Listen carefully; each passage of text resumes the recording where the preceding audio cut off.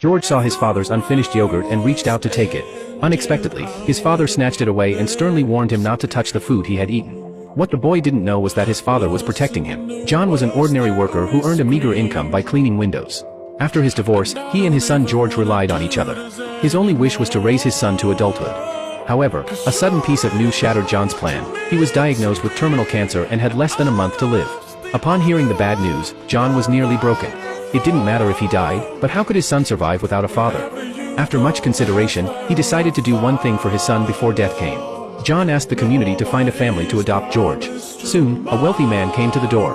The man not only owned a large estate of several thousand square meters but also a luxurious villa. After a conversation, John found that the couple loved children and their eyes were full of affection for them.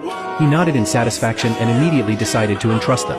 However, the man said he already had a son and would treat George like his own. But upon learning that the other party had a child, John firmly refused the offer because he was afraid his son would be treated differently. John returned to his room in disappointment, looking at his young son with a heart full of bitterness. As the days passed, his condition worsened. Even drinking water became very difficult. It seemed that death was approaching. For his son's future, John endured the pain and tried to earn more money.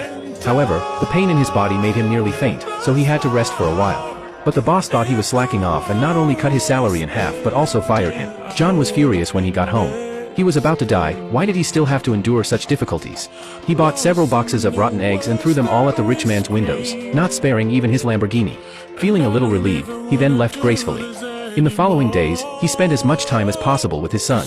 Seeing the pure smile on George's face, John wished time could stand still at this moment. George found a dead bug and asked curiously, "Dad, why isn't it moving?" John thought for a long time and then told him, "This bug is dead and won't move anymore." He wanted to teach his son the meaning of death, as he would soon face it himself. The pain never left John, but he wouldn't give up until he had arranged for his son. George soon noticed his father's abnormal behavior and thoughtfully poured him a glass of water, believing that it would make him better.